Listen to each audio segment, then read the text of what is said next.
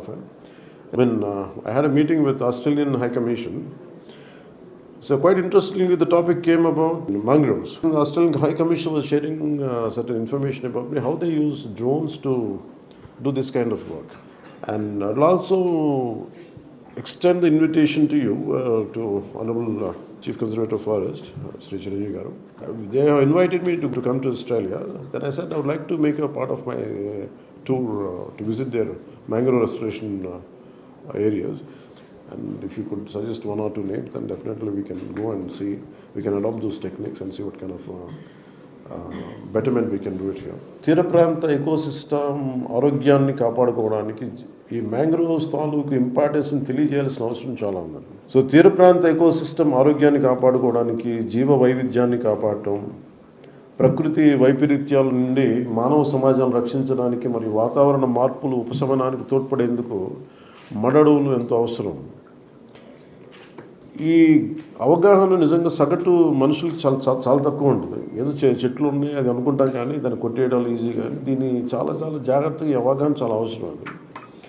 So ఈ linking ecosystems, ఈ మడడవులు terrestrial మరియు ఓషన్ ఎకోసిస్టమ్స్ని కలిసే చోటకి వస్తాయి. కాబట్టి పరిసరాల మీద జాతులు కదలిక కానీ మరి పరస్పర చర్యను ఇవి సులభతరం చేస్తాయి.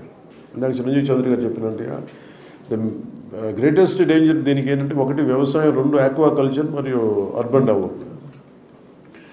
మనం ఇంకో చోట డెవలప్మెంట్ చేసుకోవచ్చు, ఇంకో చోట ఆక్వాకల్చర్ చేసుకోవచ్చు, కానీ ఇది మన అనంతరామ్ గారు చెప్పినట్టు గాడ్ గివెన్, ఇది ప్రకృతి తాలూకు వరం. ఇది తిరిగి ఒకసారి విధ్వంసం చేస్తే ఇది తిరిగి తెచ్చుకోవడానికి ఎన్ని దశాబ్దాలు, ఒక శతాబ్దం పడద్దో తెలియదు. And this is first line of defence. ఏదైనా మనకి సునామీలు వచ్చినా, తుఫాన్లు వచ్చినా ఇది ఆపేది ఇది. అలాగే ఇంకొకటి మేజర్ థ్రెట్ ఏంటంటే పొల్యూషన్, పారిశ్రామిక వ్యర్థాలు, ప్లాస్టిక్ వ్యర్థాలు మరి ఇతర కాలుష్య కారకాలు మడ పర్యావరణ వ్యవస్థలకి ఇవి హాని కలిగిస్తున్నాయి. అలాగే క్లైమేట్ చేంజ్, సముద్ర మట్టాలు పెరిగిపోవడం, విపరీతమైన వాతావరణ సంఘటనలు, తరచుదనం మరియు ఉష్ణోగ్రత మార్పులు మడడవుల ఆరోగ్యానికి ముప్పు కలిగిస్తున్నాయి.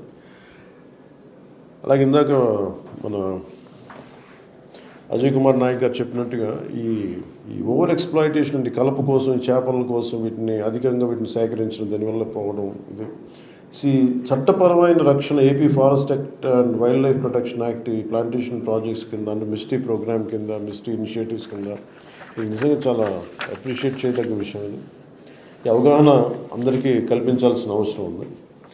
అలాగే కాలుష్య నియంత్రణ సంబంధించి ప్లాస్టిక్ అనేది it is banned in sanctuaries area. I'd like to convey my wholehearted thanks to MS Swaminathan Research Foundation for restoring mangrove forest in especially in Machilipatnam, sir. I would like to convey my wholehearted thanks for that.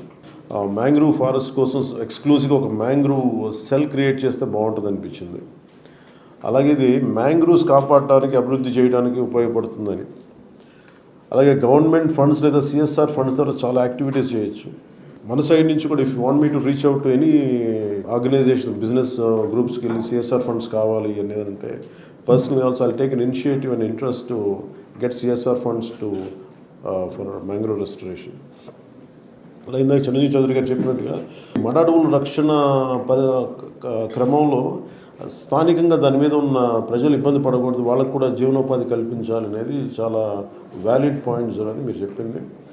అలాగే సుందర్బాన్స్ దానికి చాలా wild life products నాకు చాలామంది చెప్పారు. మడ అడవుల్లో ఉండే ప్రత్యేకమైన హనీ చాలా విలువైన, చాలా బాగుంటుంది అనేది. అది నాకు మొన్నకి చెప్పే వరకు నాకు తెలియదు, మడ అడవుల నుంచి ఇంత ప్రోడక్ట్స్ ఉంటాయి అనేది నాకు తెలియదు.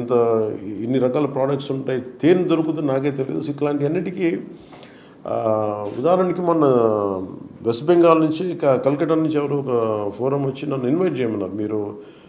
మీరు వచ్చి మీరు స్టాల్స్ పెట్టండి ఇక్కడ, మీరు ఆంధ్రప్రదేశ్కి సంబంధించి అంటే. నాకు అప్పుడు అనిపించింది అట్లీస్ట్ వీ కుడ్ అలాంటి స్టాల్స్లో మన ఈ మడడవుల్లో దొరికి తేనెని, వీటిని, మన ప్రోడక్ట్స్ని ప్రమోట్ చేయొచ్చు అని అనిపించింది. So we can explore that kind of possibilities.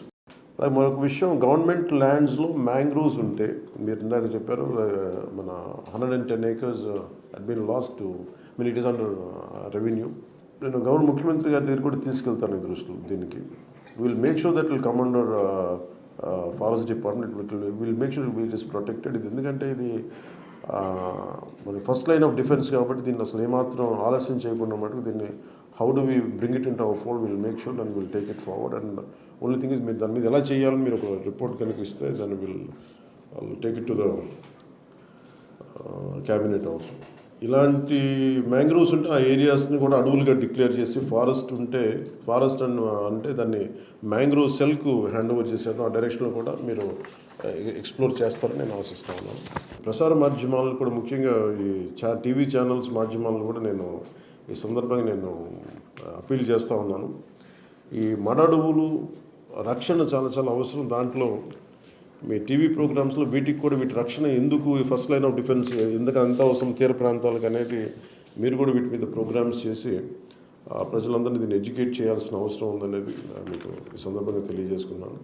అలాగే ఇండిపెండెంట్ యూట్యూబర్స్ కూడా ఈ మడడువుల తాలూకు ప్రాశస్త్యం must felt like how parents could see the kids are growing, and I felt I could see that lot of joy in your eyes when you are showing that particular how it has been restored, and I could see the growth of a child from the parents' eyes. That's how I could see the happiness from your eyes when you are showing those visuals, and I truly felt I wish I could be a part of that, that your success story.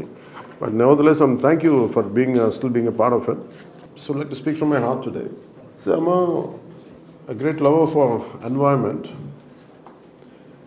and that's the reason why I have taken the forest and environment department on purpose, because as long as we hold this position, I want to give my best personally for whatever the requirements are there for particular this environment and forest department, and I'm deeply committed for that.